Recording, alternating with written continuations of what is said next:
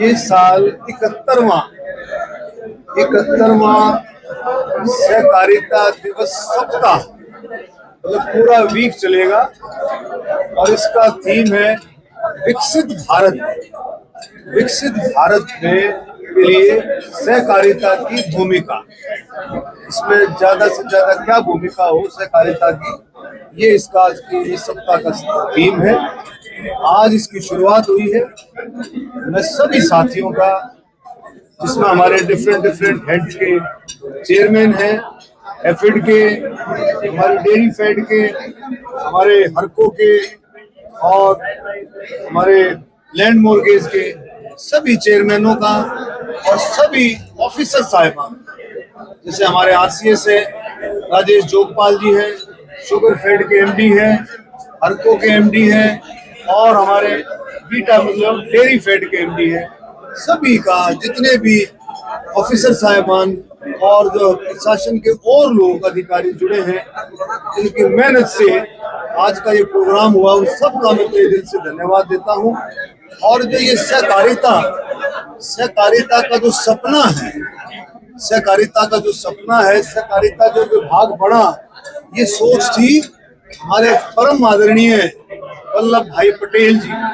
जब देश आजाद हुआ तो 500 के करीब रियासतों को अखंड भारत में शामिल करने का जो काम था, हमारे वल्लभ भाई पटेल जी का था। और आज जो सहकारिता का जो ये काम चल रहा है, वही उन्हीं की सोच थी कि लोग मिलजुल करके, लोग आपस में इकट्ठा होकर के, मिलजुल करके आपस में आगे बढ़े। और आप माननीय प्रधानमंत्री नरेंद्र मोदी जी ने 2021 में सहकारिता विभाग बनाया केंद्र के लेवल पर, और माननीय अमित शाह जी को उसका जो है मंत्रालय का जो कार्यभार सौंपा गया। उसी के तहत सारा बहुत अच्छे से आप देखेंगे देश जो बहुत अच्छे से उन्नति कर रहा है।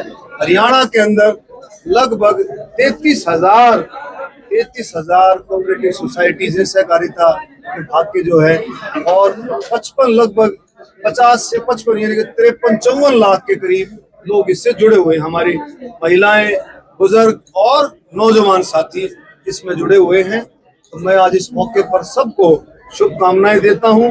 जो भी सहकारिता से जुड़ा है उसको शुभकामनाएं देता हूं और उम्मीद करता हूं आगे आने वाले समय में जो प्रधानमंत्री जी का सपना है, माननीय सहकारिता मंत्री जी का जो सपना है, अमित शाह जी का, हमारे मुख्यमंत्री नायब सैनी जी का जो सपना है कि हर गांव में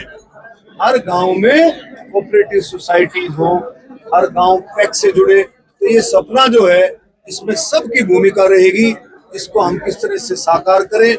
और जो नौजवान हैं, हमारे युवा हैं, हमारे लड़के लड़कियां जो युवा हैं, उनसे जुड़ना चाहते हैं, उनके लिए भी आज हमने घोषणा की है सभी डिपार्टमेंटों को कि हम कैंप लगा के, बहुत सारे जो लोग जुड़े हैं उनको इस बारे में पूरी नॉलेज है कि भाई किस तरह से काम रहता है, ठीक है। तो नए लोग भी इससे कैसे जुड़े, उसके लिए हमारे सभी चेयरमैन साहब और हमने सब ने मिलकर के सलाह की है कि इसके लिए हम कैंप लगाएं, जिससे कि हमारे नौजवानों को, हमारे जो बुजुर्ग भी जुड़ना चाहते हैं, पुरुष हो महिला हो, जो भी जुड़ना चाहते हैं, उनको भी इस बारे में पूरा ज्ञान हो कि भाई कोऑपरेटिव सोसाइटी किस तरह से बढ़ेगी, कितने लोग उसमें शामिल हो गए, ज्यादा से ज्यादा और इस सोसाइटीज के अंडर में हम क्या क्या काम कर सकते हैं, किस तरह से हम इसमें जुड़ करके, सहकारिता के साथ जुड़ करके अपने आप को, अपने परिवार को, अपने साथियों को आगे बढ़ा सकते हैं। तो इससे बढ़िया आप देखेंगे 55 लाख के करीब लोग हरियाणा में जुड़े हुए हैं, तो बहुत बड़ी बात है। मैंने एक बात और भी रखी है मेरे सभी साथियों से, क्योंकि ये सहकारिता विभाग लोगों की मदद के लिए है, लोगों के को जोड़ने के लिए है, कंधे से कंधा मिलान करके साथ चलने के लिए है। तो कहते हैं 1 और 1 2 नहीं, 1 और 1 11।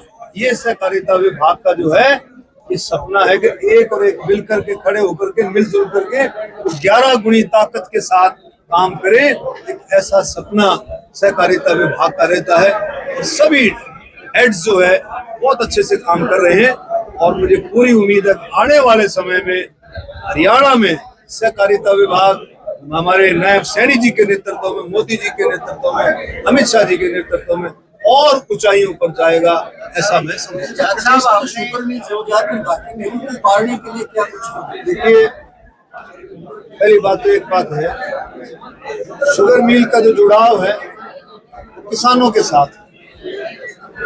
हरियाणा प्रदेश देश का पहला प्रदेश है जहाँ शुगर केन गन्ने का भाव सबसे ज्यादा है।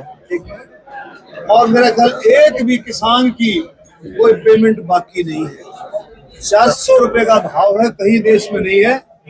लोग बाग देखते हैं पड़ोसी राज्य कि हरियाणा में इतना भाव है, और हम इस बात की समीक्षा कर रहे हैं कि जो शुगर मिल इस तरह से आई हुई, किस तरह से उनको प्रभावी ढंग से हम आगे बढ़ा सकते। डॉक्टर साहब, एफएड का हमने एक स्टॉल देखा, उसमें वो सारा सामान है जो एक आम गृहिणी रसोई में इस्तेमाल होती है, लेकिन वो सामान आप आम जनता तक पहुंचा क्यों नहीं पा रहे? प्राइवेट के चुनौती है। इसके लिए एफिड और वीटा, डेयरी फैट और एफिड, हम इसमें पूरी समीक्षा करके इसके आउटलेट्स, अब आपको एक बात का पता है, एफिड जो है दुबई में और आबू धाबी में एक्सपोर्ट करता है। जो हमारा बासमती है उसकी क्वालिटी का कोई मुकाबला नहीं है। हम पूरी कोशिश करेंगे आम जन तक एफिड प्रोडक्ट्स और डेयरी फैट के प्रोडक्ट्स आम जन तक पहुंचे। आपको पता होगा बीटा का दूध, बीटा का मिल्क केक, बीटा के पिन्नी, बीटा के बेसन के लड्डू आप जब देखेंगे तो बहुत ही स्वादिष्ट और बहुत ही हाइजीनिक है। तो हम कोशिश करेंगे घर घर तक इसको पहुंचाने की। आने वाले समय में आपको देखने को मिलेगा कि घर घर तक इन प्रोडक्ट। नई विधानसभा, हरियाणा की नई विधानसभा बनाने के लिए कोई आवेदन का मामला चल रहा है क्या? वो सरकार के लेवल पर है, उसमें बातचीत चल रही है। पंजाब के कुछ मंत्री राज्यपाल से मिलेंगे, इन्हें दिखाना है चंडीगढ़ में ना बनाई जाए, इस तरह। तो आपको पता है जब ये सारा सिस्टम चलता है, SYL के साथ साथ ये मुद्दा भी हमेशा उठता रहा है और बहुत अच्छे तरीके से इसको डील किया जाएगा। मुख्यमंत्री, केंद्र सरकार सबको मिलते हैं। आपके पास सहकारिता विभाग है, जो खाद की कमी बता रहे हैं और जो धान है वो कह रहे हैं MSP पे मिलता नहीं, 36 की बात कर रहे हैं। क्या करें? खाद की कमी बता रहे हैं। देखिए, फिर है कल अगर आपने मुख्यमंत्री जी का भाषण सुना, मुख्यमंत्री जी 2 घंटा 40 मिनट, आगे आ जाओ, कुछ कम सुन रहे हो पिथुरिया जी, आगे आ जाओ, सुन रहे हैं। 2 घंटा 40 मिनट मुख्यमंत्री जी का विधानसभा में भाषण, एक परत को उन्होंने खोला है। कहीं भी DAP की कमी नहीं है, कहीं भी। सिर्फ ये विपक्ष का प्रोपेगेंडा है, विपक्ष का, और उससे ज्यादा कुछ नहीं, कहीं भी कमी नहीं। कांग्रेस का स्टॉक पड़ा हुआ, रोहतक में भी स्टॉक है, जज्जर में भी स्टॉक है, कोई कमी नहीं। एक जो बात करता है विपक्ष के एजेंडे पे काम करता है, ये बात बिल्कुल मुख्यमंत्री ने क्लियर कट की, कहीं DAP की कमी नहीं। कांग्रेस पार्टी आपको कह रही है कि आपको तो EVM की पूजा करनी चाहिए। देखिए, कल हमने इस बारे में बात भी की है। देखो सुनो, जब लोकसभा के चुनाव हुए तो भाई जब EVM क्या काम कैसे कर रही थी, जब तो EVM बहुत बढ़िया थी, क्योंकि 5 सीट जीत गए। 5 सीट जीत कर सपने लेने लगे, लोगों को धोखा दे करके संविधान बदल देंगे, गरीबों के साथ इस तरह, दलितों के साथ ये व्यवहार होगा, सब लोगों को बहका करके ऐसे नैरेटिव सेट किए कांग्रेस ने, बहका करके वो 5 सीटें जीत गए। तब तो EVM बहुत बढ़िया थी, तब तो EVM में कोई कमी नहीं थी।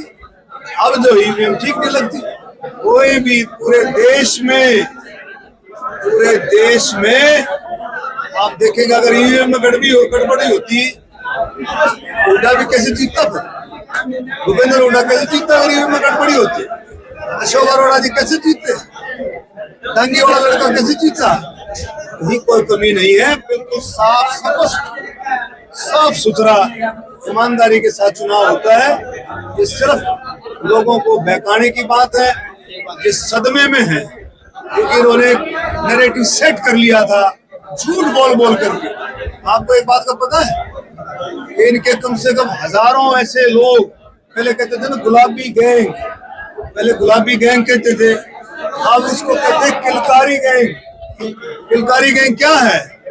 किलकारी गैंग क्या है? ये गांव में जा करके ना रुके मार मार करके, अरे कांग्रेस आ गई, कांग्रेस आ गई, कांग्रेस। इतने नैरेटिव सेट कर दिए कि अब इतने बड़े सदमे में है, ये बाहर नहीं निकल पा रहे। अरे भाई, चुनाव हो चुके हैं, 8 तारीख को नतीजे आ गए, सरकार बन गई है, लेकिन अब भी ईवीएम पर आगे गाते रहते हैं। और मुझे लगता है जैसे 2019 में क्या हुआ था, हम चुनाव जीते 7,500 वोट से, इन्होंने क्या राग गाया था, गड़बड़ी होगी, गड़बड़ी होगी, गड़बड़ी होगी, है? जीतने के बाद शांत हुए। तो भैया ईवीएम खराबी तो इनके दिमाग में जो घुसी हुई है, जब 20 साल में रोड़ा रोएंगे, क्योंकि भारतीय जनता पार्टी 20-25 साल की जाने वाली नहीं है, ये तो रोए जाएंगे।